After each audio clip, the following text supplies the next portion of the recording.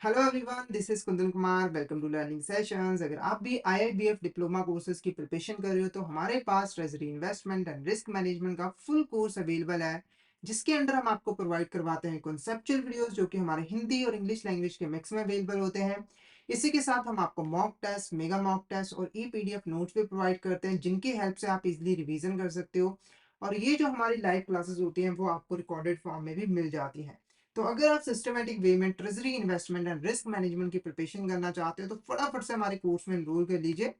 हमारे जो कोर्सेज हैं वो इजीली एक्सेसिबल हैं। अगर आप एक एंड्रॉइड यूजर हो तो IIBF learning centre application download कर लीजिए गूगल प्ले स्टोर से। और अगर आप एक iOS यूजर हो तो माई इंस्टीट्यूट ऐप डाउनलोड कर लीजिए ऐप स्टोर से। वहां पे आपको ऑर्गेनाइजेशन कोड यूज करना है GEGKT। तो फटाफट से इन एप्लीकेशन को डाउनलोड कर लीजिए, हमारे कोर्सेज में एनरोल कर लीजिए। और अगर आप अभी हमारे कोर्स में एनरोल करते हो तो आपको लगभग 82% का ऑफ मिल जाता है हमारे कोर्सेज पे, जिसके लिए आपको कूपन कोड यूज करना है आशीष। तो फटाफट से इस कूपन कोड का यूज करके हमारे कोर्स में एनरोल कर लीजिए। और हमारे टेलीग्राम चैनल को भी जरूर ज्वाइन कर लीजिए, क्योंकि हम इसमें एग्जाम से रिलेटेड, क्लासेस से रिलेटेड जितने भी इंपॉर्टेंट अपडेट्स हैं वो डालते रहते हैं। और अगर आपको भी किसी भी तरह की क्वेरी आती है तो आप इस चैनल पे हमें मैसेज कर सकते हो। तो फटाफट से हमारे टेलीग्राम चैनल को ज्वाइन कर लीजिए ताकि कोई इंपॉर्टेंट अपडेट आपसे मिस ना हो जाए। इसका लिंक आपको वीडियो को डिस्क्रिप्शन बॉक्स में मिल जाएगा। तो शुरू करते हैं आज का टॉपिक। तो हम लोग रिस्क मैनेजमेंट से रिलेटेड कुछ इंपॉर्टेंट कॉन्सेप्ट्स के बारे में पढ़ रहे थे। इसका पार्ट 1 ऑलरेडी हमने कवर कर लिया है, तो आज इस लेक्चर में हम इसका पार्ट 2 कवर करेंगे और इससे रिलेटेड कुछ इंपॉर्टेंट टॉपिक्स को डिटेल में डिस्कस करेंगे। तो फटाफट से इस सेशन को शेयर कर दीजिए अपने फ्रेंड्स के साथ, कलीग्स के साथ, ताकि वो भी इस सेशन का बेनिफिट ले सके। तो शुरू करते हैं। तो सबसे पहला जो हमारा आज का टॉपिक है उसका नाम है ड्यूरेशन। अब ये ड्यूरेशन क्या होता है? तो ड्यूरेशन को हम एक सिंपल एग्जांपल की हेल्प से समझेंगे। तो मान के चलो एक ए पर्सन है, उसने यहाँ पर 1 लाख रुपए के बॉन्ड्स परचेज किए। कितने के? 1 लाख रुपए के। और इस बॉन्ड की जो मेच्योरिटी है वो कितनी यहाँ पर 5 ईयर्स है, और इसके ऊपर हर साल इसको 10% का इंटरेस्ट मिलता है। तो ये पर्सन यहाँ पर अज्यूम कर रहा है कि 1 लाख रुपए इसने इन्वेस्ट किए हैं, 10% का उसको इंटरेस्ट मिलता है, यानी कि 5 साल में उसको 50,000 रुपए का इंटरेस्ट मिलेगा। और जैसे ही 5 साल पूरे हो जाएंगे उसको 1,50,000 रुपए जो है वो मिल जाएंगे। अब इस केस में हमारी जो बॉन्ड है उसकी ड्यूरेशन क्या है? तो सिंपली देखो, ये जो पैसा ये इन्वेस्टर एक्सेप्ट कर रहा है, जितने टाइम पीरियड में इन्वेस्टर को मिल जाता है वो हमारा ड्यूरेशन कहलाता है।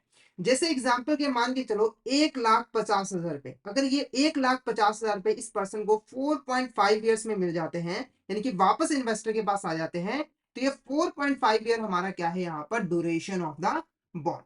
कई बार जो स्टूडेंट्स होते हैं वो यहाँ पर ड्यूरेशन और मेच्योरिटी को एक ही मान लेते हैं, पर ऐसा नहीं होता है। जैसे एग्जांपल में भी आप देखोगे, मेच्योरिटी पीरियड क्या है? 5 ईयर्स है, पर इस केस में जो ड्यूरेशन है वो कितनी है? 4.5 ईयर्स। और जो ड्यूरेशन होती है ना हमारी, वो हमेशा मेच्योरिटी से कम होती है। क्यों कम होती है इसको एक एग्जांपल के साथ यहाँ पर समझेंगे, तो मीनिंग आई होप आपको क्लियर हो गया होगा। तो ड्यूरेशन बेसिकली क्या है? जब भी एक पर्सन किसी चीज में, किसी फाइनेंशियल इंस्ट्रूमेंट में इन्वेस्टमेंट करता है और जितनी अमाउंट वो एक्सेप्ट करता है कि उसे मिलेगी, है ना, जितने टाइम पीरियड में वो अमाउंट उसे मिल जाता है, वो उस इन्वेस्टमेंट की ड्यूरेशन जो है वो कहलाती है। तो इस एग्जांपल में 4.5 ईयर्स हमारा क्या था?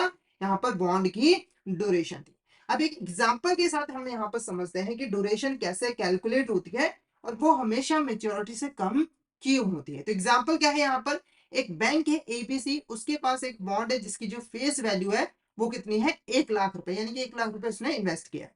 कूपन रेट हमारे यहाँ पर कितना है? 10% का। उसको हर साल 10% का इंटरेस्ट रेट मिलता है। और मेच्योरिटी पीरियड हमारे यहाँ पर क्या है? 3 ईयर्स है। तो एंड ऑफ द ईयर वो एक्सेप्ट कर रहे हैं कि उसे 1 लाख प्लस 30,000 रुपए इंटरेस्ट जो है वो मिलेगा, यानी कि टोटल 1,30,000 रुपए यहाँ पर जो है वो मिलेगा। अब 1,30,000 रुपए से कितने सालों में मिलता है वो हम यहाँ पर कैलकुलेट करेंगे। तो सबसे पहले फर्स्ट ईयर की बात करते हैं। फर्स्ट ईयर हमारा प्रिंसिपल अमाउंट कितना है? 1 लाख रुपए। फर्स्ट ईयर हमारा प्रिंसिपल अमाउंट कितना है? यहाँ पर 1 लाख रुपए है। उसके ऊपर इंटरेस्ट हमें कितना मिलता है? 10% का। इसको भी लिख लेते हैं। तो इंटरेस्ट हमारा कितना हुआ यहाँ पर? 10,000 रुपए हुआ। ठीक है। उसके बाद यहाँ पर हमारा जो टोटल अमाउंट निकल कर आया वो कितना हुआ? 1,10,000 रुपए। उसने इन्वेस्ट किए थे 1 लाख रुपए।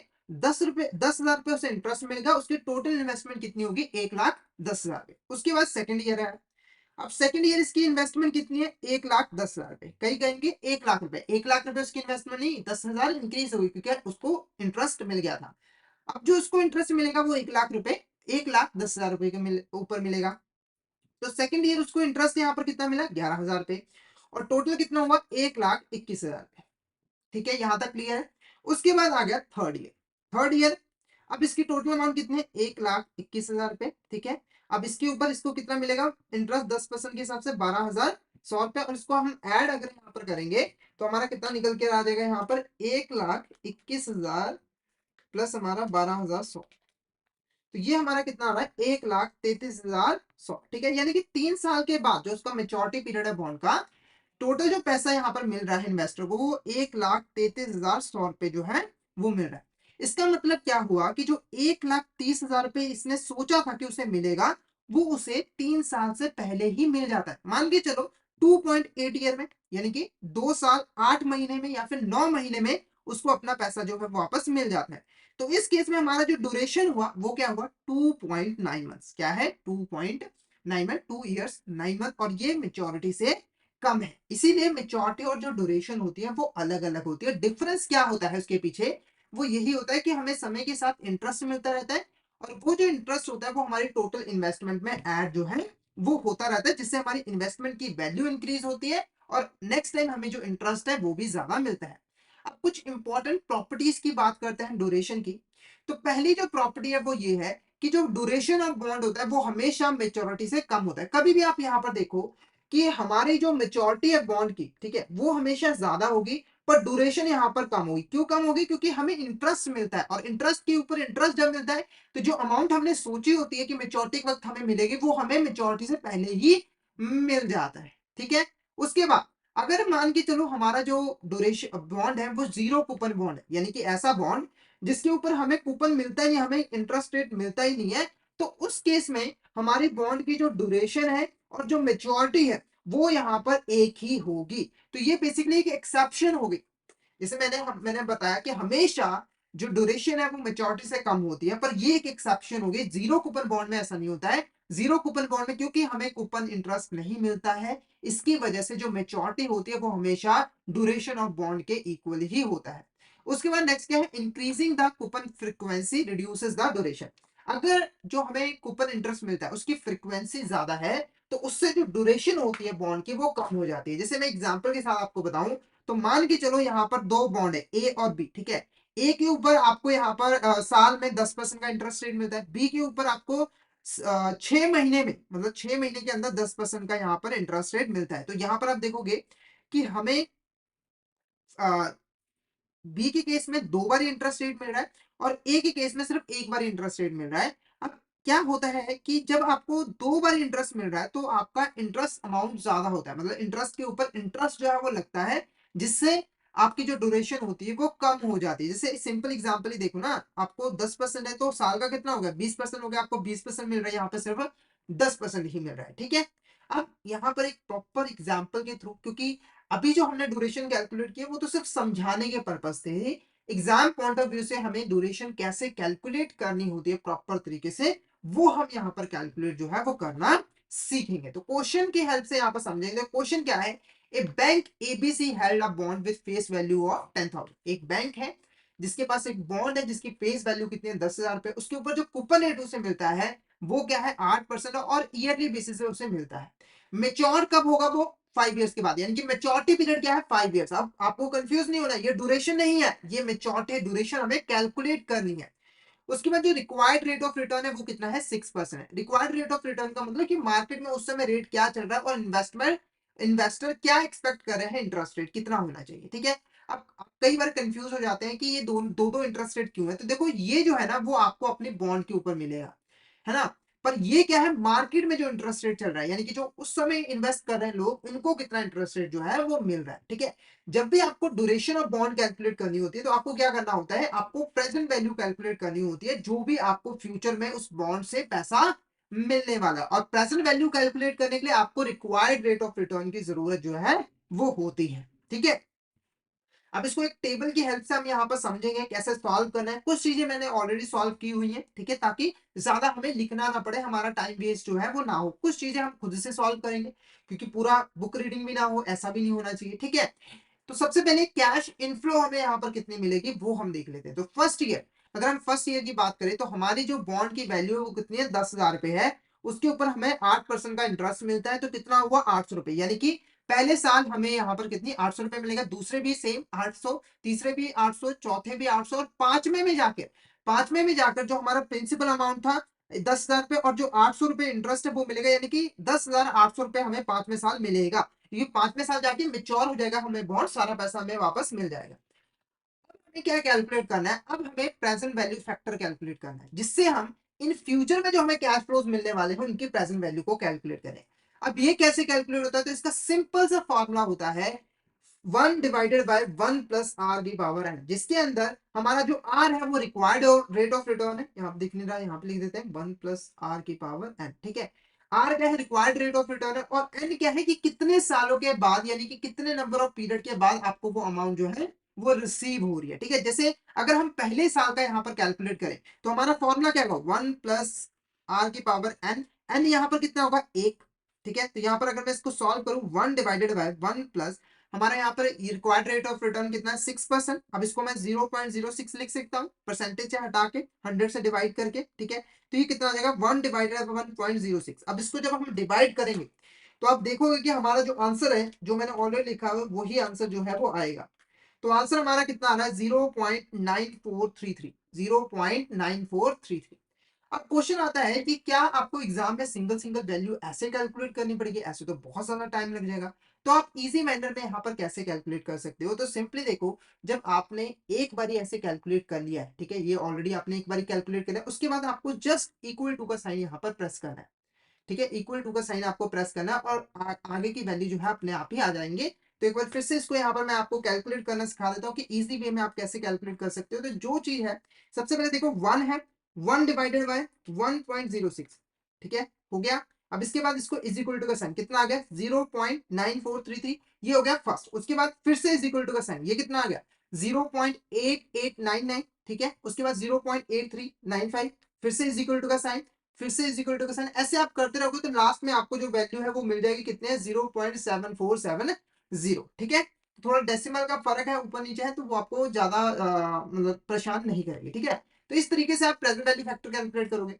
अब आपको इस चीज से प्रेजेंट वैल्यू कैलकुलेट करनी है, वो कैसे करोगे, तो सिंपली जो आपको फ्यूचर में कैश फ्लो मिलने वाला है इसको आप इसके साथ मल्टीप्लाई कर दोगे, ठीक है। तो अगर मैं यहाँ पर इसको 800 के साथ 800 को यहाँ पर 0.9433 के साथ मल्टीप्लाई करता हूँ, तो ये कितना आ रहा है हमारा, 7 पॉइंट, यहाँ पर 75464, ये हमारे यहाँ पर आ रहा है, ठीक है। उसके बाद ऐसे ही सेम हमें दूसरे में करना है, तो आप भी यहाँ पर मेरे साथ कैलकुलेट कर लीजिए। 800 इंटू हमारे यहाँ पर 0.8899, तो ये कितना आ रहा है हमारा, 711.92, ठीक है। उसके बाद थर्ड वैल्यू हम कैलकुलेट कर लेते हैं। तो यहाँ पर आपने भी मेरे साथ यहाँ पर कैलकुलेट करना है, ताकि आपकी अंडरस्टैंडिंग जो है वो इंक्रीज हो सके।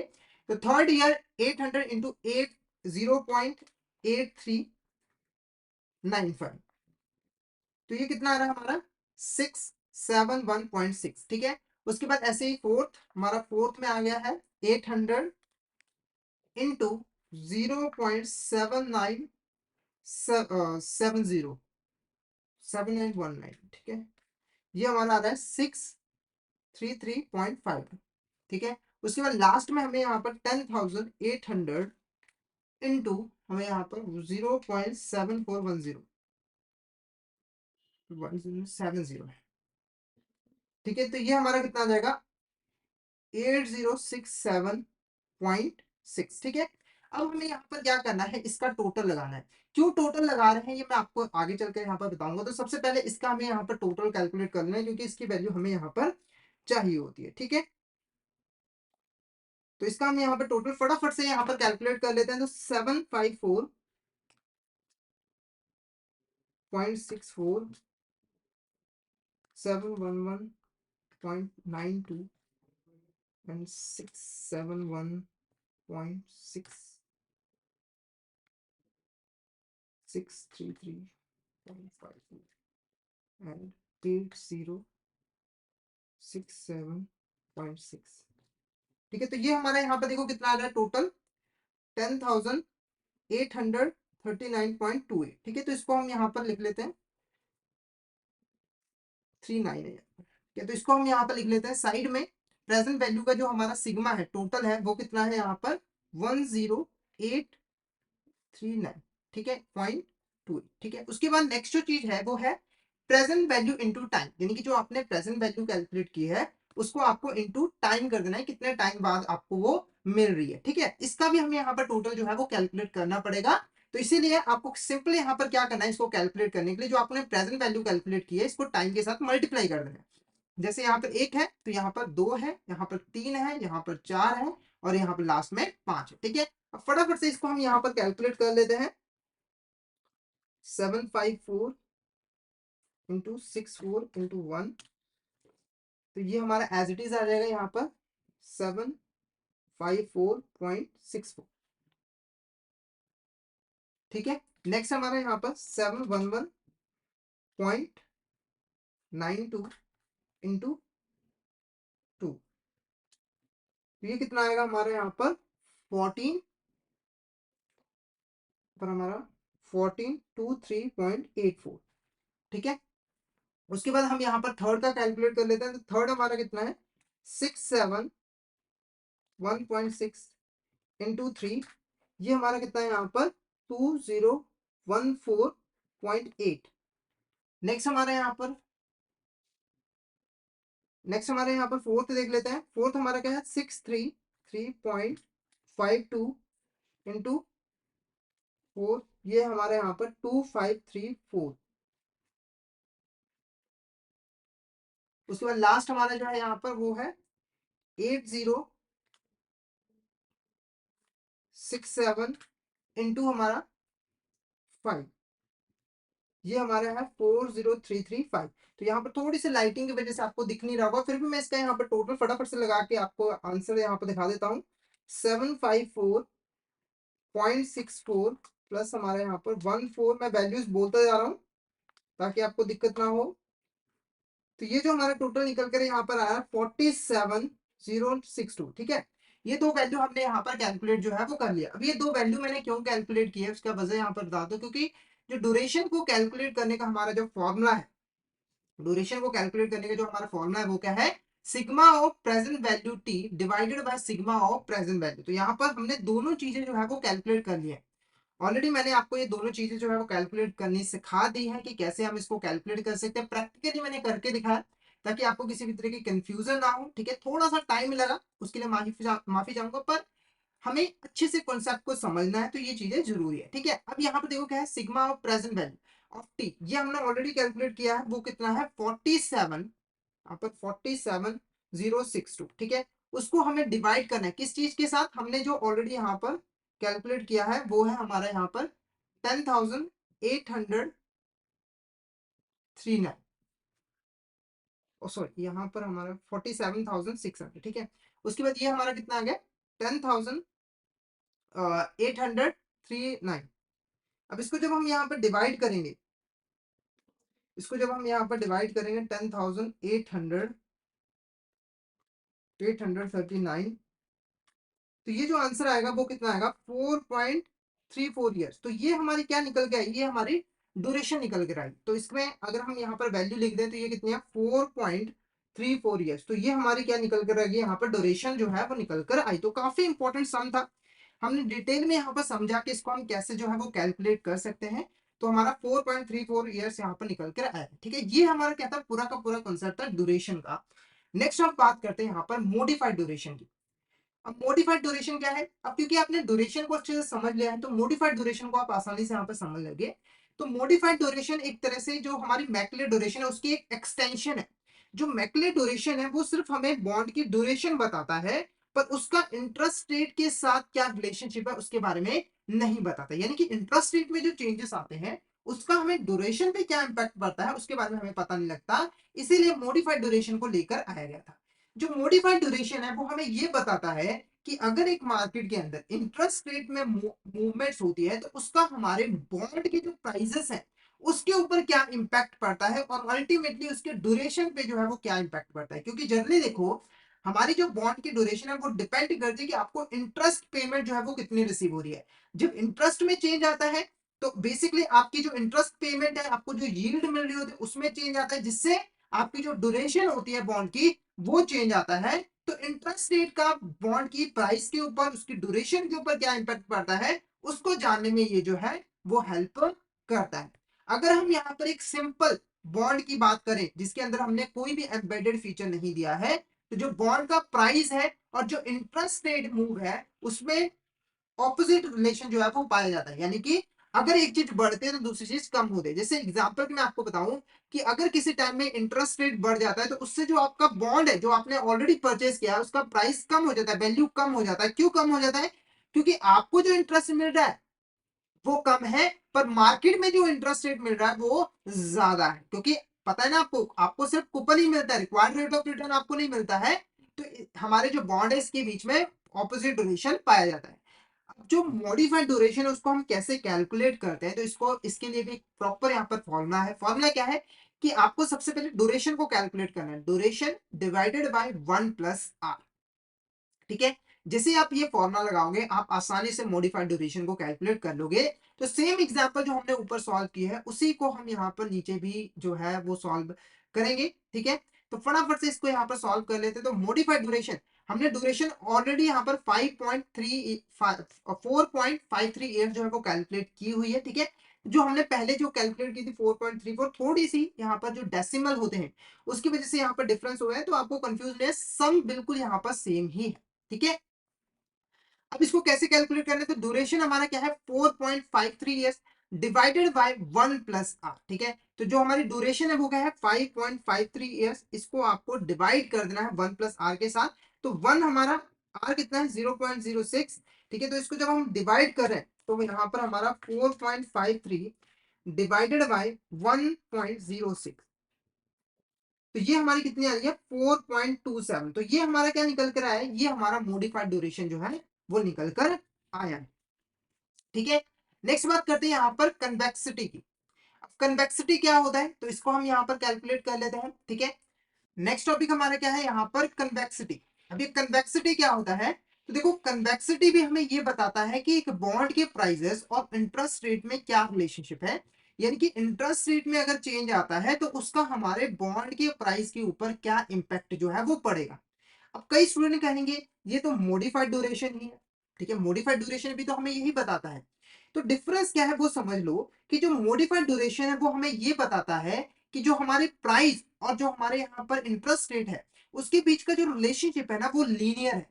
लीनियर रिलेशनशिप का मतलब क्या है कि अगर इंटरेस्ट रेट में चेंज आता है, वो बढ़ता है या फिर कम होता है, तो उसका जो इम्पैक्ट पड़ेगा हमारे बॉन्ड के प्राइस पे वो भी सेम रहेगा। यानी कि बॉन्ड के प्राइस में जो चेंज आएगा वो भी यहाँ पर कांस्टेंट ही रहेगा। जैसे एग्जांपल के लिए अगर हमारा जो इंटरेस्ट रेट है उसमें 1% का इंक्रीज आता है तो हमारे बॉन्ड का प्राइस जो है वो 10% से डिक्रीज हो जाता है। ठीक है, और अगर यहाँ पर 1% का डिक्रीज आता है हमारे यहाँ पर इंटरेस्ट रेट में, तो हमारे बॉन्ड की जो वैल्यू होगी, उस प्राइस होगा, उसको 10% से वो इंक्रीज हो जाएगा। यानी कि जो चेंज होगा ना वो लीनियर होगा, वो सेम ही होगा।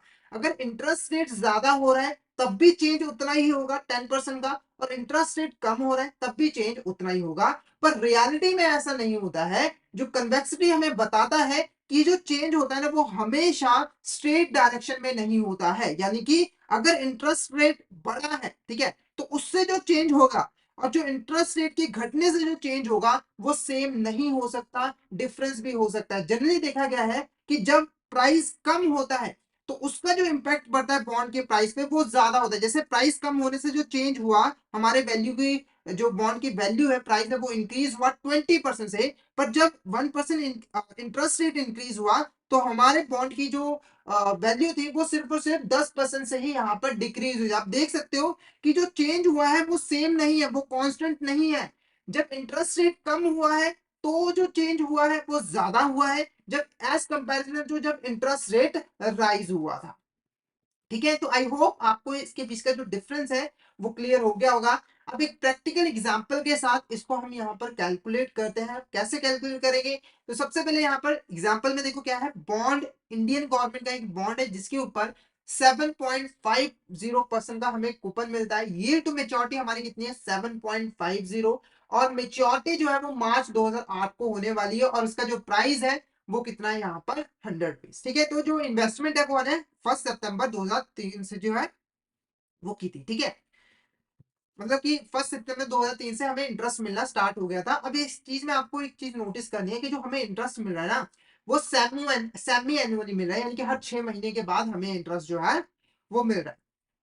तो पहले 1 सितंबर 2003 को हमारे यहाँ पर 6 महीने जो है वो पूरे हो गए, और हमें जो है इंटरेस्ट रेट यहाँ पर मिला। अब देखो ये जो परसेंटेज है कूपन है, ये ईयरली बेसिस पे 7.50, इसे हमें 2 से डिवाइड कर देना है ताकि सेमी एनुअली रेट हमें यहाँ पर मिल जाए।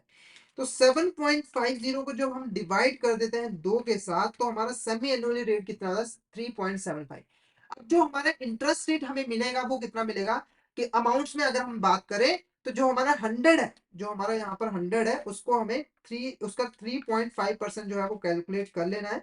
तो ये है हमारा 3.5 रुपीज। क्या है? 3.5 रुपीज। ठीक है, सेम ऐसे ही हमें दूसरे अगले 6 महीने में ऐसे मिलता रहेगा, और लास्ट में, ये ऑलरेडी मैंने आपको बताया, लास्ट में 100 रुपीज और जो 3.75 का इंटरेस्ट रेट है वो मिलेगा। अब हमें क्या कैलकुलेट करना है? हमें यहाँ पर जो प्रेजेंट वैल्यू है वो कैलकुलेट करना है। तो ये कैलकुलेट करना मैंने ऑलरेडी आपको सिखा दिया है, तो ऑलरेडी मैंने यहाँ पर कैलकुलेट किया है ताकि हमारा ज्यादा टाइम वेस्ट ना हो। ठीक है, तो यहाँ पर प्रेजेंट वैल्यू कितनी है? 3.61, 3.48, और लास्ट में हमारी जो प्रेजेंट वैल्यू है वो 7.80। उसके बाद देखो हमें कैलकुलेट करना है प्रेजेंट वैल्यू इंटू टी, ये मैंने ऑलरेडी आपको बताया, यानी कि इंटू हमें टाइम करना है। तो वो कितना है? 2.75, 2.7, 7.0, 12.6, 19.4, 24.4, 36.1 एंड 5.7, 55.9 एंड 66.8। ठीक है, और जो हमारा यहाँ पर लास्ट में जो प्रेजेंट वैल्यू इंटू टाइम है वो कितना है? 2154। तो जो टोटल वैल्यू हमारी निकल कर आती है, अगर हम इसको टोटल करें, इसका सम बनाएं, सम करें, तो टोटल वैल्यू हमारी कितनी आएगी? 2427.60। ये हमारा जो है वो निकल कर आ जाएगा। क्लियर है? अब कन्वेक्सिटी कैसे यहाँ पर कैलकुलेट की जाती है, तो इसका एक प्रॉपर फॉर्मूला है। वो फॉर्मूला क्या है?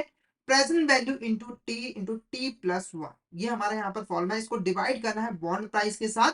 तो present value into T plus one, ये हमारा कितना है? 2427.60 डिवाइडेड बाय 100, जो हमारा बॉन्ड का प्राइस है। तो जो कन्वेक्सिटी है वो हमारा कितना निकल कर आ जाएगा? 24.28 जो है वो निकल कर आ जाएगा। क्लियर है? नेक्स्ट बात करते हैं risk adjusted return on capital. अब ये risk adjusted return on capital क्या है? तो जब भी आप कोई इन्वेस्टमेंट करते हो, अपने पैसे को किसी फाइनेंशियल इंस्ट्रूमेंट में या फिर किसी अदर एसेट में इन्वेस्ट करते हो, तो सबसे पहले आप ये पता लगाते हो कि आप जो ये इन्वेस्टमेंट करने वाले हो, इसकी कॉस्ट कितनी होगी और इससे आपको यहाँ पर रिटर्न कितना मिलेगा। और आप इन्वेस्ट तभी करते हो जब जो रिटर्न है वो आपकी कॉस्ट से जो है वो ज्यादा हो। जैसे एग्जांपल के मान के चलो, एक पर्सन है, उसने बैंक से लोन लिया। कितने का लोन लिया? 1 लाख रुपए का, ताकि वो उसको शेयर मार्केट में इन्वेस्ट कर सके, मतलब शेयर्स में इन्वेस्ट कर सके। उसके ऊपर उसको 10% का इंटरेस्ट रेट बैंक को पे करना पड़ता है, और उसने यहाँ पर एक शेयर्स में इन्वेस्टमेंट करना है। ठीक है, अब उसने पता लगाया कि शेयर्स में इन्वेस्टमेंट करेंगे तो उसे जो है वो 12% का इंटरेस्ट जो है वो मिलेगा। तो आप देखोगे 10% उसकी क्या है? कॉस्ट है, जो कि उसको बैंक को पे करनी पड़ रही है इस इन्वेस्टमेंट करने के लिए, और 12% का उसे रिटर्न मिला, यानी कि 2% रिटर्न ज्यादा है। तो इस केस में वो इन्वेस्टमेंट जो है वो कर देगा। तो जो risk adjusted return on capital है वो बेसिकली एक फाइनेंशियल मैट्रिक है, जो कि हमें बताता है कि जब भी हम कोई इन्वेस्टमेंट कर रहे हैं, तो उस इन्वेस्टमेंट की एफिशिएंसी कितनी है और उससे उसमें कितना प्रॉफिट जो है हमें रिसीव हो सकता है, और साथ ही साथ उस इन्वेस्टमेंट में कितना रिस्क जुड़ा हुआ है उसको वो कंसीडर जो है वो करता है। यानी कि जब वो इन्वेस्टमेंट की एफिशिएंसी और प्रॉफिटेबिलिटी को कैलकुलेट करता है, तो उसके अंदर इन्वेस्टमेंट का जो रिस्क होता है उसको भी वो कंसीडर करता है, और उसके अकॉर्डिंग जो है वो एफिशिएंसी और प्रॉफिटेबिलिटी को कैलकुलेट करता है। नॉर्मली आप देखोगे कि कोई पर्सन जब इन्वेस्टमेंट करता है तो वो क्या करता है, जो रिटर्न मिल रही होती है उसको कंसीडर करता है, ये नहीं देखता कि कौन सी एसेट कितनी रिस्क है। जैसे जनरली आप देखोगे कि जो गवर्नमेंट एसेट्स होती है, गवर्नमेंट फाइनेंशियल इंस्ट्रूमेंट होते हैं, वो कम रिस्की होते हैं, और जो कॉर्पोरेट्स होते हैं ये ज्यादा रिस्की होते हैं, ठीक है। अगर सेम इंटरेस्ट रेट मिल रहा है तो बेनिफिट आपको कहाँ पे होता है, गवर्नमेंट सिक्योरिटीज में, यानी कि इसके ऊपर आपको ज्यादा रिटर्न जो है वो मिलेगा, ठीक है। ये चीज आप तभी कर पाओगे अगर आप इन इन्वेस्टमेंट के साथ जो रिस्क जुड़ा हुआ है उसको भी प्रॉपर्ली जो है वो कंसीडर करो। तो risk adjusted return on capital एक ऐसा मेजर है जो कि किसी भी तरह की इन्वेस्टमेंट करने से पहले हमें बताता है कि वो जो इन्वेस्टमेंट है वो कितनी एफिशिएंट है, कितनी प्रॉफिटेबल है, साथ के साथ उसके साथ कितना रिस्क जुड़ा हुआ है वो हमें बताता है, जिसके ऊपर हम ये डिसीजन ले पाते हैं कि हमें इन्वेस्टमेंट करनी चाहिए या फिर नहीं करनी चाहिए, ठीक है। अब जो बैंक्स होती है वो जनरली जब लैंडिंग प्रोसेस करते हैं, यानी कि लैंडिंग प्रैक्टिसेस को परफॉर्म करती है, तब वो जो है इस चीज का यूज जो है वो करते हैं, ठीक है। नेक्स्ट बात करते हैं एलोकेशन ऑफ कैपिटल। ये जो हमारा risk adjustment register return on capital है, इसके अंदर जब हम अपने कैपिटल को एलोकेट कर रहे होते हैं, यानी कि हम जब इन्वेस्टमेंट कर रहे होते हैं डिफरेंट फाइनेंशियल सिक्योरिटी के अंदर, या फिर जब बैंक यहाँ पर लोन दे रहा होता है, तो वो दो तरीके से अपने कैपिटल को जो है वो एलोकेट करता है, यानी कि दो प्राइमरी रीजंस होते हैं, ऑब्जेक्टिव होते हैं, जिसको फॉलो करके वो अपनी कैपिटल को एलोकेट करता है। वो उसमें से पहला जो है वो है रिस्क मैनेजमेंट पर्पज। इसके अंदर हमारा जो बैंक है या फिर कोई और पर्सन भी जो इन्वेस्टमेंट करना चाहता है, वो अपने रिस्क को मैनेज करना चाहता है। तो इसका इस पर्पस का जो मेन ऑब्जेक्टिव होता है वो यही होता है कि हम अपने कैपिटल को इंडिविजुअल बिजनेस यूनिट्स में इस तरीके से इन्वेस्ट करें कि हमारा जो कैपिटल स्ट्रक्चर है वो ऑप्टिमल हो, यानी कि सबसे बेस्ट कैपिटल स्ट्रक्चर हो, जिससे हमें हमें ग्रोथ भी मिले, हमारी प्रॉफिटेबिलिटी भी इंक्रीज हो। इसके लिए जरूरी है कि आप हर एक बिजनेस यूनिट को क्रिटिकली एग्जामिन करो कि ये जो बिजनेस यूनिट है इसमें हम कितना पैसा जो है लगा रहे हैं, और इसमें कितना रिस्क जुड़ा हुआ है, यानी कि ओवरऑल बैंक जो रिस्क ले रहा है उसमें इस बिजनेस यूनिट का कितना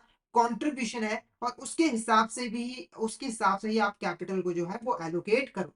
तो रिस्क मैनेजमेंट पर्पस के अंदर आप देखते हो कि हम इस तरीके से कैपिटल को एलोकेट करेंगे कि हमारा जो रिस्क है वो कम से कम हो सके, एक ऑप्टिमल कैपिटल स्ट्रक्चर जो है वो बन सके। नेक्स्ट बात करते हैं परफॉर्मेंस इवोल्यूशन पर्पस। इसके अंदर ना हम अपने जो इन्वेस्टमेंट है उसकी परफॉर्मेंस को जज करते हैं, साथ के साथ उसके साथ जो रिस्क जुड़ा होता है उसे भी कंसीडर करते हैं, यानी कि जब आप परफॉर्मेंस को देख रहे हो तो रिस्क को भी कंसीडर करने के बाद आप परफॉर्मेंस को देख रहे हो। और इसके लिए आपको कैलकुलेट करना पड़ता है रिस्क एडजस्टेड नेट इनकम, यानी कि जब आप कोई इन्वेस्टमेंट कर रहे हो तो आपको उसके ऊपर जो भी रिटर्न मिल रही है, आपको उसके ऊपर जो भी रिटर्न मिल रही है आप सिंपली उसे नहीं देखते, बल्कि उस रिटर्न में से जो रिस्क है जुड़ा है, ठीक है, जो रिस्क का इम्पैक्ट हो सकता है उसे आप पहले माइनस करते हो, और उसके बाद जो नेट रिटर्न आपको मिलने के चांसेस है उसे आप कंसीडर करते हो इन्वेस्टमेंट करने के लिए, ठीक है। नेक्स्ट बात करते हैं कैलकुलेशन ऑफ RAROC। तो इसको हम कैसे कैलकुलेट करते हैं, तो एक सिंपल सा यहाँ पर हम क्वेश्चन के हेल्प से इसको समझेंगे। तो एबीसी बैंक है वो यहाँ पर एक न्यू लोन प्रोडक्ट जो है वो प्रोवाइड करना चाहता है, जिससे उसने अंदाजा लगाया कि उसको जो रेवेन्यू होगी वो एनुअली 5 लाख रुपए की होगी, ठीक है। जो ऑपरेटिंग कॉस्ट है जैसे कि स्टाफ सैलरी हो गई, या फिर एडमिनिस्ट्रेशन का खर्चा हो गया, मार्केटिंग एक्सपेंस हो गया, वो लगभग 2 लाख रुपए पर ईयर होगा। और जो एक्सपेक्टेड लॉस है, यानी कि लॉस होने के जो चांसेस है वो कितने हैं, 50,000 रुपए, यानी कि 50,000 रुपए तक उसका लॉस जो है वो हो सकता है। और इस एक्टिविटी को सपोर्ट करने के लिए उसे जो कैपिटल की रिक्वायरमेंट है अपने पास होल्ड करके रखने की, वो कितनी, यहाँ पर 3 लाख रुपए। ये सारी टर्म्स है। अब इसकी हेल्प से हम यहाँ पर कैलकुलेट करेंगे, तो RAROC को कैलकुलेट करने का हमारा जो फॉर्मूला होता है वो होता है revenue minus cost minus expected loss divided by economic capital. तो ये ऑलरेडी ये टर्म्स इस क्वेश्चन के अंदर दी हुई है। तो रेवेन्यू हमारी यहाँ पर कितनी है, 5 लाख रुपए की, ठीक है। और जो कॉस्ट है वो दी हुई है 2 लाख रुपए की, ठीक है। एक्सपेक्टेड लॉस दिया हुआ है हमें यहाँ पर 50,000 रुपए का, ठीक है। ये हमारा दिया हुआ है 50,000 रुपए का, ठीक है। और उसको डिवाइड करना है हमें किसके साथ, 3 लाख, जो हमारा इकोनॉमिक कैपिटल है। क्लियर है आपको। अब इसको हम सॉल्व कर लेते हैं, तो फटाफट से 5 लाख -2 लाख -50,000, तो ये कितना आ गया, 2,50,000 रुपए। ये हमारा कितना आ गया, revenue minus cost minus expected loss 2,50,000 रुपए। इसे आपको डिवाइड करना है इकोनॉमिक कैपिटल के साथ, वो है हमारा 3 लाख रुपए, ठीक है। अब इसको जब हम यहाँ पर डिवाइड कर रहे हैं 3 लाख के साथ, तो हमारा जो आंसर आएगा वो कितना आएगा, 0.0.83, ठीक है, 0.833। अगर इसको आप 100 परसेंटेज में चाहते हो तो इसको 100 से डिवाइड कर दो, तो जो आपकी परसेंटेज आ जाएगी वो 83.33% जो है वो निकल कर आ जाएगी। जो रिटर्न है आपकी, एडजस्टेड जो रिटर्न है वो 83.83 जो है वो रहेगी। ठीक है, नेक्स्ट बात करते हैं एडवांटेजेस ऑफ RAROC। इसके क्या एडवांटेजेस होते हैं? तो सबसे बड़ा एडवांटेज होता है कि जो लैंडिंग डिसीजन है ना उसमें डिसिप्लिन आता है। क्यों डिसिप्लिन आता है? तो जब भी कोई बैंक यहाँ पर लोन प्रोवाइड करता है तो सबसे पहले वो क्या करता है कि उस लोन के साथ रिस्क कितना जुड़ा हुआ है, रिवॉर्ड कितना जुड़ा हुआ है, उसको एग्जामिन करता है, उसको एनालाइज करता है, उसको स्टडी करता है, और उसके बेस पर ही वो डिसीजन लेता है कि उसे लैंडिंग करनी चाहिए या फिर नहीं करनी चाहिए। तो लैंडिंग डिसीजन लेना काफी डिसिप्लिन हो गया है। उसके बाद रिमूवल ऑफ बायस। ठीक है, जो बायसनेस है उसको खत्म कर देते हैं। जैसे कई बार क्या होता है कि जो बैंक का मैनेजर है या फिर एम्प्लॉय है जो लैंडिंग करता है, वो क्या करता है कि रिवॉर्ड को देख लेता है, रिवॉर्ड को देख लेता है, रिस्क को इग्नोर कर देता है और रिवॉर्ड के बेसिस पे डिसीजन ले लेता है, तो बायसनेस हो जाती है। तो जब हम इस मेथड का यूज करते हैं तो उसके अंदर रिस्क और रिवॉर्ड दोनों को ही एग्जामिन किया जाता है, दोनों को ही कंसीडर किया जाता है, तो बायसनेस का जो चांस होता है वो खत्म हो जाता है। उसके बाद कंपनसेशन फॉर रिस्क। ठीक है, तो ये जो मैकेनिज्म है वो मानता है कि जो रिस्क है ना उसको कंपनसेशन करना जरूरी है। यानी कि अगर आपने रिस्क लिया है तो उसके लिए आपको अपने पास कैपिटल जो है वो संभाल के रखनी जरूरी है, ताकि अगर लॉस होता है तो आप उसको जो है फुलफिल कर पाओ। ठीक है, उसके बाद इसीलिए हम पहले रिस्कों को कैलकुलेट करते हैं, उसके रिगार्डिंग हम प्रोविजंस को भी क्रिएट करके रख लेते हैं। नेक्स्ट क्या है? Consistency across operation. तो जो हमारे ऑपरेशन है उसके अंदर कंसिस्टेंसी आती है। कैसे कंसिस्टेंसी आती है? तो जो भी डिफरेंट डिफरेंट एरियाज होते हैं, हमारे लोकेशंस होते हैं, टाइम्स होते हैं, रिलेशनशिप्स होते हैं, वहां पर जो डिसीजन मेकिंग है वो काफी आसान हो जाती है। हम फैक्ट्स के बेसिस पे डिसीजन लेते हैं, जिससे ओवरऑल जो ऑपरेशन हम परफॉर्म करते हैं उसके अंदर कंसिस्टेंसी आती है। नेक्स्ट बात करते हैं what if capability. What if capability का मतलब यहाँ पर क्या है कि जो यूजर्स है उनके पास चांस होता है, मतलब कि उनको हम इतनी अथॉरिटी प्रोवाइड करते हैं कि वो डिफरेंट डिफरेंट सिनेरियो को अज्यूम कर सकते हैं कि हमें, अगर हम लेंडिंग करते हैं या फिर हम लोन लेते हैं, तो फ्यूचर में क्या क्या इवेंट्स हो जाते हैं जिसकी वजह से हमारी इन्वेस्टमेंट पे इम्पैक्ट पड़ सकता है, और उसके हिसाब से हम डिसीजन जो है वो ले पाते हैं। साथ ही साथ जो हमारी क्रेडिट प्रोसेस होती है, जो हम लोन प्रोवाइड करते हैं, वो भी काफी जो है एफिशिएंट हो जाता है, एफिशिएंट तरीके से हम लैंडिंग वगैरह कर पाते हैं। नेक्स्ट यहाँ पर कुछ सिंपल एग्जांपल की हेल्प से हम RAROC कैलकुलेट करेंगे और RAPM यहाँ पर कैलकुलेट करेंगे, यानी कि हम समझेंगे कि जो risk adjusted return on capital होती है या फिर जो परफॉर्मेंस मेजर होती है वो हम कैसे यहाँ पर जो है वो करते हैं। तो सबसे पहले बात करते हैं risk adjusted return on capital. ठीक है, जिसको हम शॉर्ट में RAROC कहते हैं। तो अज्यूम करके चलो दो डिपार्टमेंट है, एक रिटेल लैंडिंग है, एक लार्ज कॉर्पोरेट लैंडिंग है। यानी कि एक रिटेल लैंडिंग करते हैं, इंडिविजुअल्स के साथ डील करते हैं, एक बड़ी बड़ी कंपनीज के साथ डील करते हैं। तो अगले फाइनेंशियल ईयर का एक प्रोजेक्ट है 1000 करोड़ का फॉर ईच, यानी कि रिटेल के लिए 1000 करोड़ का है और कॉर्पोरेट के लिए भी 1000 का है। लैंडिंग, रिटेल लैंडिंग के ऊपर जो रिटर्न है वो 10% की है, और जो लार्ज कॉर्पोरेट पे लैंडिंग है वो सिर्फ 10 वो है 10.50%। ठीक है, अब नॉर्मल कोई इन्वेस्टर देखेगा तो वो कहेगा कि जो यहाँ ये जो सेकंड प्रोजेक्ट है लार्ज कॉर्पोरेट वाला, इसके ऊपर जो रिटर्न है वो 8% ज्यादा है। ठीक है, पर असलियत में ऐसा नहीं है। क्यों नहीं है उसको हम एग्जांपल के साथ समझेंगे। जनरली देखो रिटेल लैंडिंग के अंदर जो रिस्क होता है वो कम होता है, ठीक है, पर कॉर्पोरेट के अंदर रिस्क ज्यादा होता है, तो उसकी वजह से रिटर्न, जो एक्चुअल रिटर्न हमें मिलती है उसमें आपको डिफरेंस देखने को मिलेगा। ठीक है, तो जब लास्ट में हम कोई यहाँ पे टेबल देख लेंगे तब आप समझोगे कि इसमें से कौन सा ज्यादा रिस्की है और कौन सा प्रोजेक्ट ज्यादा रिटर्न जो है वो दे रहा है। तो एग्जांपल क्या है? अमाउंट ऑफ पोर्टफोलियो कितने? 1000 दोनों भी सेम है। जो डिफॉल्ट ऑफ प्रोबेबिलिटी है वो डिफरेंस है। कैसे डिफरेंस है? रिटेल लैंडिंग जो है वो कम रिस्की होते हैं, जनरल इंडिविजुअल के साथ डील करते हैं तो वो अपना पैसा वापस कर ही देते हैं। ठीक है, तो यहाँ पर जो डिफॉल्ट के चांसेस है वो सिर्फ 1% है, पर कॉर्पोरेट लैंडिंग में जो डिफॉल्ट के चांसेस है वो 3% के हैं। ठीक है, अमाउंट ऑफ डिफॉल्ट की अगर हम बात करें, ये तो थी परसेंटेज, अमाउंट कितनी है? तो 1000 का 1% कितना हुआ? 10 करोड़ रुपए। ठीक है, और यहाँ पर 1000 का 3% 30 करोड़ रुपए। उसके बाद अर्निंग एसेट। अब अर्निंग एसेट का मतलब है कि कौन सी एसेट है जो कि बिल्कुल सही रहेंगी, मतलब कि जो नॉन परफॉर्मिंग नहीं होगी। जैसे आपने देखा कि अमाउंट ऑफ डिफॉल्ट कितने? 10 करोड़, यानी कि 10 करोड़ के एसेट हमारी नॉन परफॉर्मिंग हो जाएंगी, और बाकी जो 990 करोड़ है वो हमारी क्या होगी? परफॉर्मिंग में। इसके ऊपर हमें इंटरेस्ट भी मिल रहा होगा, प्रिंसिपल अमाउंट भी हमें मिलेगी। कॉर्पोरेट लैंडिंग के केस में कितना है? ये 970 है, तो कम हो गया। अब बात करते हैं इंटरेस्ट की। अब इंटरेस्ट हमें किस पे मिलता है? परफॉर्मिंग एसेट के ऊपर। नॉन परफॉर्मिंग एसेट वाले तो इंटरेस्ट देते नहीं है। तो आपकी जो अर्निंग होगी वो 10% के हिसाब से जो ऊपर दी हुई थी वो 99 करोड़ होगी रिटेल लैंडिंग के ऊपर, और कॉर्पोरेट लैंडिंग के ऊपर कितनी होगी 101.85। तो यहां तक आपको लगेगा कि कॉर्पोरेट लैंडिंग में ज्यादा फायदा है, आपको ज्यादा पैसा यहाँ पर जो है वो मिल रहा है। पर आगे आगे जैसे हम बढ़ेंगे तो आपको डिफरेंस यहाँ पर क्लियर होगा। तो आपको इम्पेशेंट नहीं होना है, आपको डिटेल से यहाँ पर समझना है, ठीक है। उसके बाद एडमिनिस्ट्रेटिव एक्सपेंसेस, आप कुछ खर्चे भी तो करने पड़ेंगे ना, ऐसे ही थोड़ी आपने लोन दे दिया, कुछ खर्चे दोगे, स्टाफ को सैलरी पे करोगे। तो वो कितना है 1.25% और यहाँ पर 1%। तो खर्चा रिटेल में ज्यादा है क्योंकि बहुत ज्यादा क्लाइंट है, छोटी छोटी अमाउंट के, तो पेपर वर्क वगैरह ज्यादा होता है। तो इसकी अगर अमाउंट कैलकुलेट करें तो वो कितना है 12.50, यानी कि हमारा एक्सपेंस कितना हुआ 12.50, ठीक है। और इसका कितना हुआ 10 करोड़ रुपए, सिंपल। उसके बाद हमारा प्रोविजन फॉर एनपीए। अब देखो जो एनपीएस होते हैं, हमें लग रहा है कि एनपीए हो जाएंगे, उनके लिए हमें प्रोविजन तो क्रिएट करके रखनी पड़ेगी ना, यानी कि अपने पास पैसा क्रिएट करके रखना पड़ेगा, ताकि आगे चलकर अगर वो डूब जाता है तो हमारे पास कैपिटल अवेलेबल हो उसको एब्जॉर्ब करने के लिए। तो वो कितनी है, मान के चलो 15% है सब स्टैंडर्ड लेवल पे। तो अमाउंट की अगर बात करें 1.50, यानी कि जो आपने प्रोविजन क्रिएट किया है एनपीए के लिए वो रिटेल लैंडिंग के केस में वो 1.50 है, पर यहां पर कितनी है 4.50।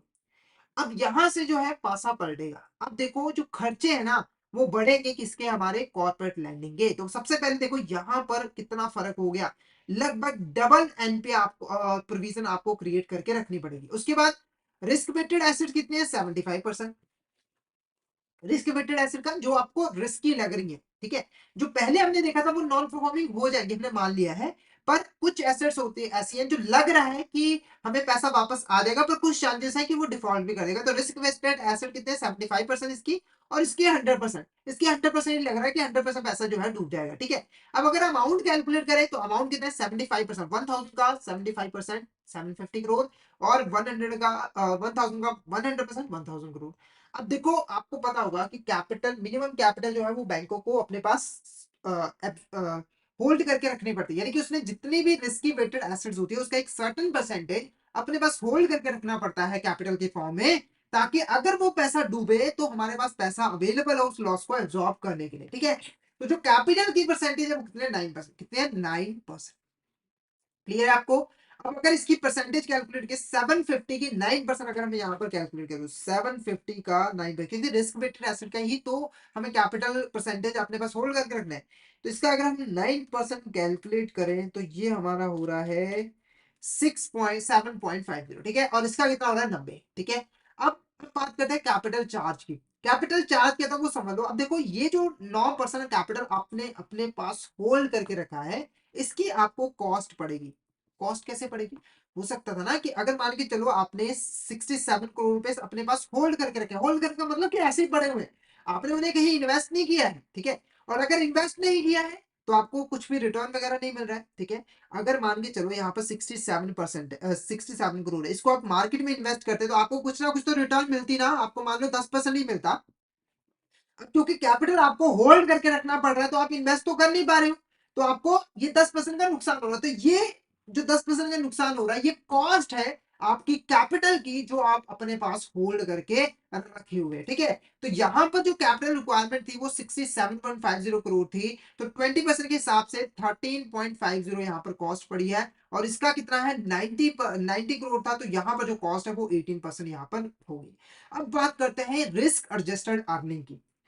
रिस्क एडजस्टेड अर्निंग का मतलब है कि जब हम अपनी जो टोटल अर्निंग हमें शुरुआत में हुई थी उसमें से जितनी भी कॉस्ट है, एक्सपेक्टेड लॉस है, या फिर जो प्रोविजन क्रिएट किए हैं वो सब माइनस कर दोगे तो आपका निकल कर आएगा। जैसे अगर आप स्टार्टिंग में देखो तो हमारी जो रिटेल लैंडिंग की कॉस्ट थी, वो जो अर्निंग हुई थी वो कितनी थी 99 करोड़, ठीक है। उसके बाद हमें यहाँ पर एडमिनिस्ट्रेटर पे 12.50 करोड़ जो है माइनस करना पड़ेगा, 12.50 करोड़, ठीक है। उसके बाद नेक्स्ट यहाँ पर 1.50 अमाउंट हमें एनपीए के लिए प्रोविजन हमने यहाँ पर क्रिएट की थी 1.50।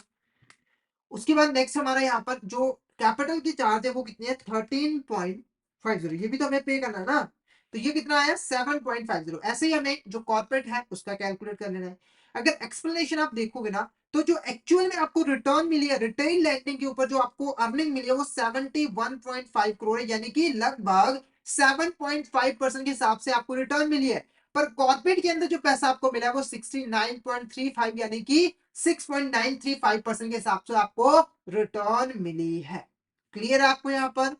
इसका मतलब जब आप risk adjusted return on capital calculate कर रहे हो तो एक्चुअली में जो रिटर्न मिल रही है आपको वो रिटेल लैंडिंग पे ज्यादा मिल रही है और इसके ऊपर कम मिल रही है। और एक जो अच्छा इन्वेस्टर होता है उसको ये चीज को जरूर जो है वो कंसीडर करना चाहिए। नेक्स्ट बात करते हैं यहाँ पर रिस्क एडजस्टेड परफॉर्मेंस मेजर। अब परफॉर्मेंस को हम कैसे मेजर करेंगे, तो इसको भी दो एग्जांपल के साथ। कौन से दो एग्जांपल? पहला है एक कॉल मनी डीलर है और एक यहाँ पर रूपी डीलर, डॉलर रूपी डीलर है जो कि डॉलर रूपी में काम करता है। ठीक है, तो अगर हम पोजीशन टेकन की बात करें तो इनके पास 65 करोड़ रुपए का पोजीशन है, यानी कि इन्होंने इन्वेस्ट किया हुआ है। ठीक है, उसके बाद अगर हम वोटैलिटी की बात करें तो इस कॉल मनी के केस में ये है 1%, और रुपी डॉलर डीलर के है वो 1.50%। ठीक है, वोटैलिटी मतलब कि चेंजेस होने की जो चांसेस है वो ज्यादा है डॉलर रुपी डीलर के अंदर। ठीक है, उसके बाद अगर हम वोटैलिटी अमाउंट कैलकुलेट कर रहे हैं तो ये परसेंटेज में, अब हम अमाउंट में 0.65 करोड़ और ये है 0.98 करोड़, मतलब इसका इतना चेंजेस हो सकता है, हमारी प्राइस में, वैल्यू में इतना नुकसान हो सकता है। उसके बाद है कॉन्फिडेंस लेवल। कॉन्फिडेंस लेवल इस केस में है 99% और इस केस में है 99.99%। जिनको कॉन्फिडेंस लेवल का मतलब नहीं पता, मैं आपको बता दूं, जब भी आप कहीं इन्वेस्टमेंट करते हो तो आप एक मैक्सिमम अमाउंट ऑफ लॉस को दिमाग में लेके चलते हो कि मैक्सिमम मुझे लॉस इतना ही होगा। जैसे अगर आपने 10 करोड़ की इन्वेस्टमेंट की तो आपने कहा कि 10 लाख रुपए का ही मेरे को मैक्सिमम लोन होगा। ठीक है, इसमें आपका एक कॉन्फिडेंस होगा, विश्वास होगा। तो यहाँ पर कॉल मनी में जो कॉन्फिडेंस 99% है कि मुझे 10 लाख से ज्यादा नुकसान नहीं होगा, और यहाँ पे है 99.99%। ठीक है, उसके बाद equivalent standard aviation. Standard aviation कितनी है? 2.326 और ये 3 है कॉन्फिडेंस लेवल के हिसाब से। Capital required for VAR limit, capital हमें अपने पास कितनी जो है वो स्टोर करके रखनी पड़ेगी, तो ये है 1.51 और इसका है 2.94। क्यों? वीआर लिमिट क्या होता है मैं आपको बता दूं, जो मैक्सिमम अमाउंट ऑफ लोन हमने डिसाइड किया है, अब जो हमने डिसाइड कर ही लिया कि इतना लोन हो सकता है, नुकसान हो सकता है, तो उसके रिगार्डिंग हमें कैपिटल अपने पास होल्ड करके रखनी पड़ेगी ना, ताकि लॉस हो तो हम उसको एब्जॉर्ब कर पाए। अब हम रिटर्न एक्सपेक्टेड की बात करें तो ये है 2% यानी कि 1.30, और यहाँ है 3% यानी कि 1.95। अब अगर हम आरपीएम की बात करें, परफॉर्मेंस मेजर की बात करें, तो उसके लिए फॉर्मूला क्या है? Profit divided by capital into 100। तो 1.30 प्रॉफिट क्या है? 1.30 डिवाइडेड बाय कैपिटल 1.51 इनटू 100, 86%। और यहाँ पर क्या है? 66%। यानी कि परफॉर्मेंस के मामले में ये जो है हमारा कॉल मनी डीलर ये थोड़ा बेहतर है as comparison to dollar rupee. ठीक है, नेक्स्ट बात करते हैं ऑडिटिंग रिस्क मैनेजमेंट। क्या है हमारा यहाँ पर? Auditing risk management. अब ये क्या है? तो जनरली देखो, ऑडिटिंग का मतलब होता है चेक करना, एग्जामिन करना कि कोई चीज सही से हो रही है कि नहीं, कोई गलती तो नहीं है, कोई फ्रॉड तो नहीं है। ठीक है, तो रिस्क मैनेजमेंट की ऑडिटिंग के अंदर हम करते क्या है कि एक ऑर्गेनाइजेशन के अंदर जो रिस्क मैनेजमेंट प्रैक्टिसेस परफॉर्म की जा रही है, जो मेथड्स परफॉर्म की जा रही है, जो परफॉर्मेंस जो प्रोसीजर परफॉर्म की जा रहे हैं, उनकी हम चेकिंग करते हैं कि वो एफिशिएंट है या फिर नहीं है। तो अगर आप मीनिंग भी देखोगे तो इसके अंदर एक ऑडिटर जो है वो ऑर्गेनाइजेशन के रिस्क मैनेजमेंट प्रैक्टिसेस को इवैल्यूएट करता है, असेस करता है, ताकि ये देखा जा सके कि जो रिस्क मैनेजमेंट प्रैक्टिसेस हैं वो इफेक्टिव है या फिर नहीं है, कि उन प्रोसीजर को फॉलो करके जो ऑर्गेनाइजेशन है वो अपने रिस्क को प्रॉपर्ली मैनेज कर पा रही है या फिर नहीं कर पा रही है। तो जनरली इसके अंदर जितने भी मेथड, प्रोसेस, कंट्रोल जो है वो इंप्लीमेंट करते हैं ऑर्गेनाइजेशन रिस्क मैनेजमेंट के अंदर, उनको जो है असेस किया जाता है। नेक्स्ट बात करते हैं risk involve in risk management.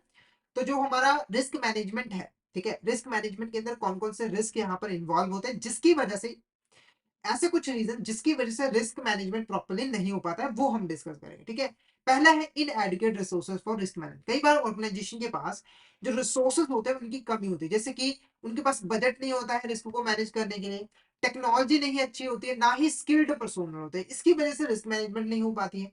उसके बाद exclusion of RM cost from business. कई बार ना जो हमारी बिजनेस होता है वो रिस्क मैनेजमेंट को इतना इंपॉर्टेंस देते नहीं, जिसकी वजह से रिस्क मैनेजमेंट के जो कॉस्ट होते हैं उसको हम अपने ओवरऑल बिजनेस कॉस्ट में इंक्लूड नहीं करते, जिसकी वजह से इनको ज्यादा फंडिंग नहीं मिल पाती, और ये अंडर इन्वेस्टमेंट ही यहाँ पर इनको परफॉर्म करना पड़ता है। नेक्स्ट क्या है यहाँ पर? Unaffordable risk treatment. अब कोई कई सारे जो रिस्क को मैनेज करने के तरीके होते हैं ना वो अनअफोर्डेबल होते हैं, काफी महंगे होते हैं, और कई बार वो ऑर्गेनाइजेशन के लिए इतनी यूजफुल भी नहीं होती। ऑर्गेनाइजेशन उसी मेथड को यूज कर लेती है जिससे एक तो फाइनेंशियल बर्डन पड़ता है, दूसरा इतना ज्यादा रिस्क प्रॉपर्ली एहसास हो भी नहीं पाता है। उसके बाद wrong mix of RM team. जो रिस्क मैनेजमेंट टीम है जो ऑर्गेनाइजेशन के अंदर रिस्क को मैनेज करते हैं, कई बार वो टीम भी इतनी अच्छी जो है वो नहीं होती है, मतलब कि उनके पास अप्रोप्रिएट स्किल नहीं होती है, एप्रोप्रिएट नॉलेज नहीं होती, जिसकी वजह से वो प्रॉपर रिस्क मैनेजमेंट नहीं कर पाते हैं। नेक्स्ट क्या है, lack of integration and risk culture. तो रिस्क कल्चर और इंटीग्रेशन भी काफी इंपैक्ट डालते हैं। कई बार क्या होता है कि जो हमारे रिस्क मैनेजमेंट टीम होता है उसके ऑर्गेनाइजेशन के जो अदर डिपार्टमेंट्स होते हैं उनके साथ इतना ज्यादा मेल जोल नहीं होता है, मतलब मेल जोल नहीं होता है, कोऑर्डिनेशन नहीं हो पाता है, जिसकी वजह से कम्युनिकेशन गैप क्रिएट होता है और रिस्क मैनेजमेंट हो ही नहीं पाता है। Late discovery of risk. कई बार हमारा जो सिस्टम होता है वो इतना वीक होता है कि किसी रिस्क को हम समय से पहले आइडेंटिफाई कर ही नहीं पाते हैं। क्योंकि देखो सही तो क्या है कि रिस्क को आइडेंटिफाई करो, उसको दूर करने की कोशिश करो, पर अगर रिस्क की वजह से लॉस हो ही गया तो उसके बाद आप क्या कर पाओगे? माथे पे सिर मतलब माथे पे हाथ रख के बैठ जाओगे ना, उसको आप कुछ कर तो सकते नहीं हो। ठीक है, तो हमारा कई बार ना रिस्क को डिस्कवरी करने में भी लेट हो जाता है। उसके बाद क्या है, ऑप्टिमाइजेशन बाइस। ठीक है, कई बार टेक्निक हमारे जो मॉडल्स हैं वो सही नहीं होते, हम ज्यादा उन पे रिलाई कर जाते हैं और वो हमें इनएक्यूरेट रिजल्ट दे देते हैं, और अल्टीमेटली जो रिस्क असेसमेंट है वो भी सही जो है नहीं हो पाती है।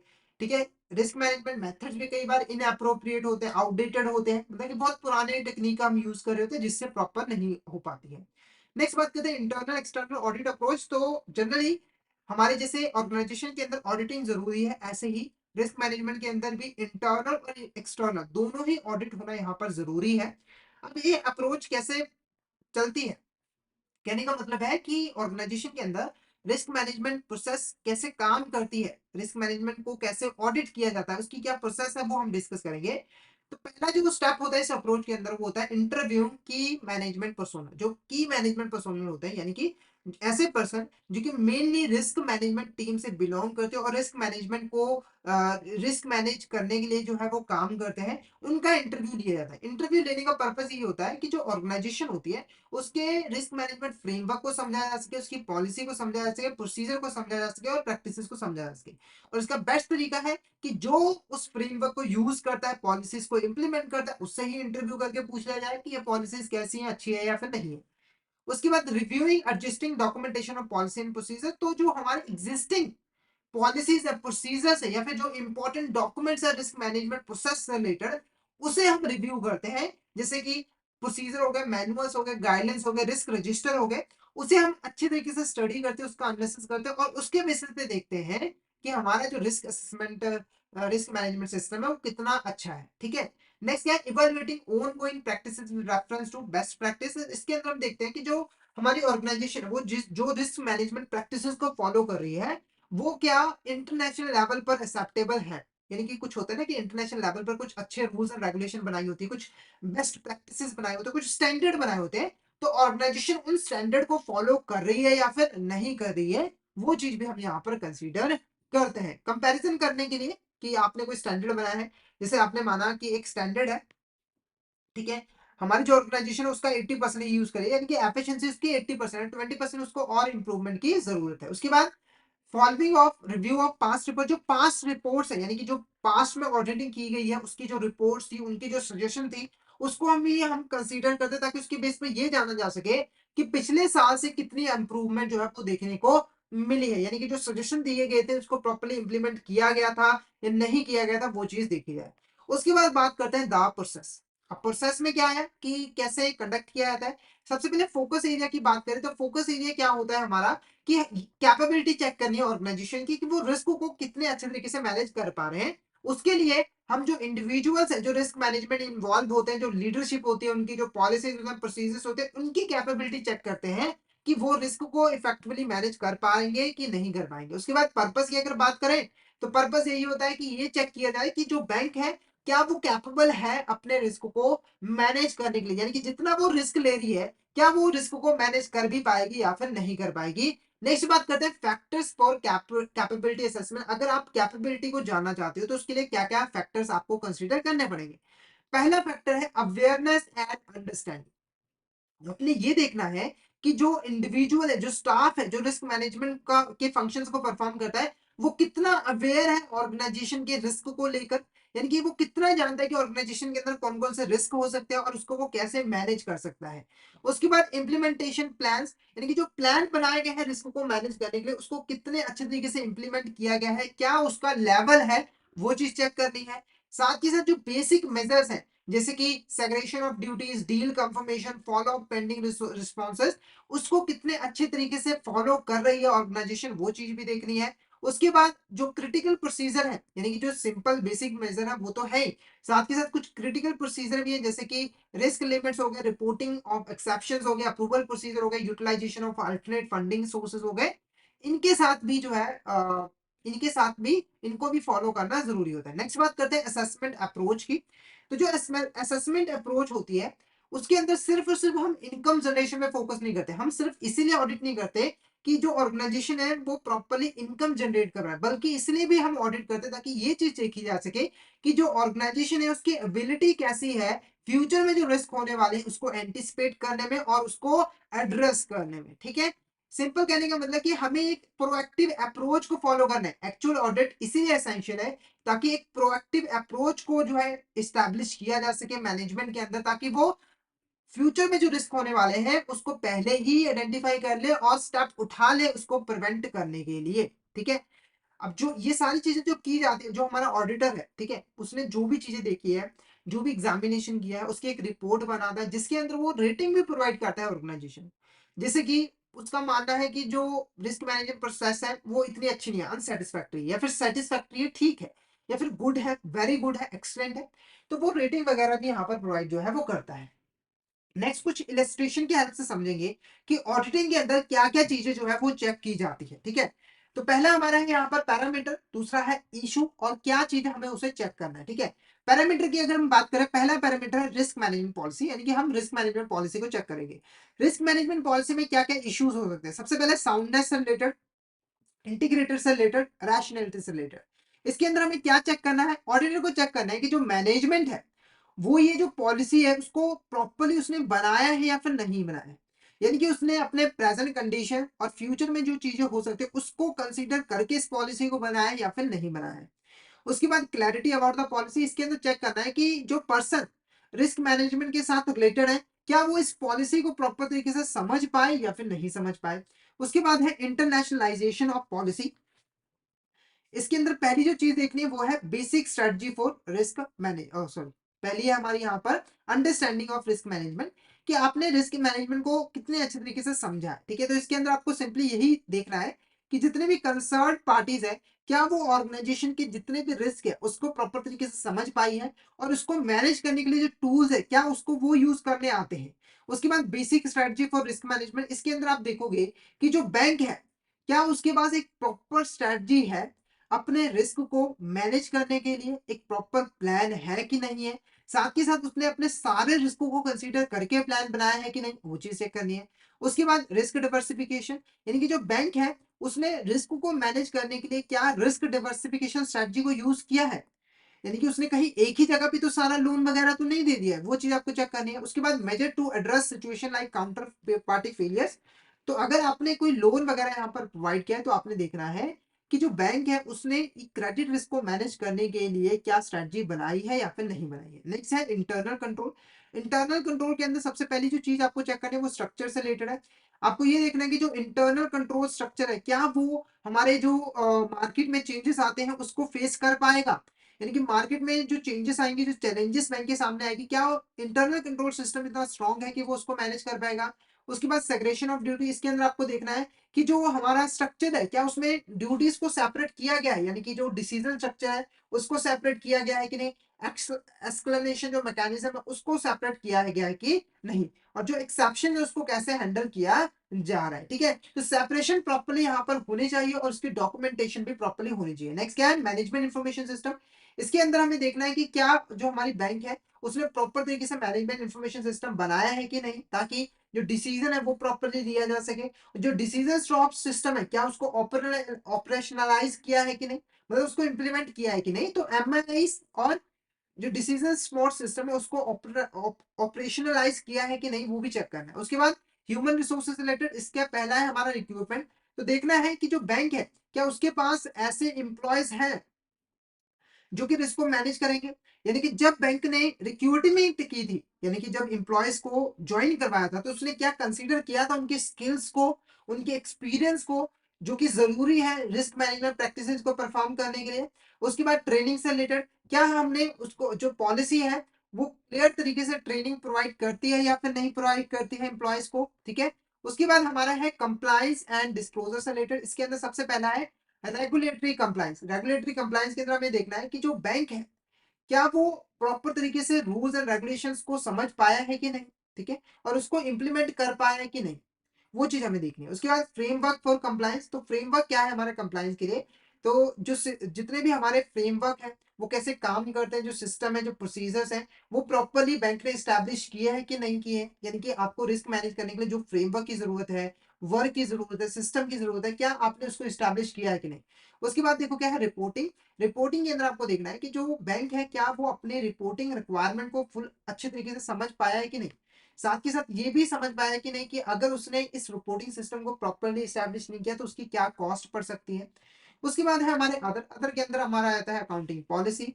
इसके अंदर हम देखेंगे कि जो अकाउंटिंग पॉलिसीज हैं जो बैंक ने अडॉप्ट की हुई हैं, क्या वो रेलिवेंट है रिस्क को प्रॉपर्ली मैनेज करने के लिए। जो अदर रूल्स एंड रेगुलेशन है उसको फॉलो करने के लिए क्या अकाउंटिंग सिस्टम हमने अडॉप्ट किया वो प्रॉपर है या फिर नहीं। उसके बाद कंटीजेंसी प्लान। क्या बैंक के पास कोई कंटीजेंसी प्लान है कि नहीं, अगर कोई इमरजेंसी आ जाती है तो क्या बैंक उसको मैनेज कर पाएगा, क्या उसका एक प्रॉपर प्लान उसने रेडीली बनाया हुआ है डिजास्टर से रिकवर करने के लिए, वो चीज है, ठीक है। तो यहाँ पर जो हमारा आज का स्टेप था, चैप्टर था, वो खत्म होता है। तो आई होप आपको यहाँ तक क्लियर हो गया होगा। अगर आपको किसी भी तरह का डाउट आता है तो आप चैट बॉक्स में मैसेज करके पूछ सकते हो, और अगर आपको क्लियर हो गया तो फटाफट से एक बार चैट बॉक्स में मैसेज करके जरूर बता दिए कि आपको यहाँ तक क्लियर हो गया है। और अगर आप सिस्टमैटिक वे में ट्रेजरी इन्वेस्टमेंट रिस्क मैनेजमेंट की प्रिपरेशन करना चाहते हो तो फटाफट से हमारे कोर्स में एनरोल कर लीजिए, जिसके अंदर हम आपको प्रोवाइड करवाते हैं कॉन्सेप्चुअल वीडियो जो कि हमारे हिंदी और इंग्लिश लैंग्वेज के मिक्स में अवेलेबल होते हैं। इसी के साथ हम आपको mock test, mega mock test और ई पीडीएफ नोट्स भी प्रोवाइड करते हैं जिनके हेल्प से आप इजीली रिवीजन कर सकते हो। और ये जो हमारी लाइव क्लासेस होती हैं वो आपको रिकॉर्डेड फॉर्म में भी मिल जाती है। तो अगर आप सिस्टमैटिक वे में ट्रेजरी इन्वेस्टमेंट रिस्क मैनेजमेंट की प्रिपरेशन करना चाहते हो तो फटाफट से हमारे कोर्स में एनरोल कर लीजिए। हमारे जो कोर्सेज है वो इजिली एक्सेसिबल है। अगर आप एक एंड्रॉइड यूजर हो तो IIBF learning centre application download कर लीजिए गूगल प्ले स्टोर से। और अगर आप एक iOS यूजर हो तो माई इंस्टीट्यूट ऐप डाउनलोड कर लीजिए ऐप स्टोर से, और वहां पे आपको ऑर्गेनाइजेशन कोड यूज करना है GEGKT। तो फटाफट से इन एप्लीकेशन को डाउनलोड कर लीजिए, हमारे कोर्सेज में एनरोल कर लीजिए। और अगर आप अभी हमारे कोर्स में एनरोल करते हो तो आपको लगभग 82% का ऑफ मिल जाता है हमारे कोर्सेज पे, जिसके लिए आपको कूपन कोड यूज करना है आशीष। तो फटाफट से इस कूपन कोड का यूज करके हमारे कोर्स में एनरोल कर लीजिए।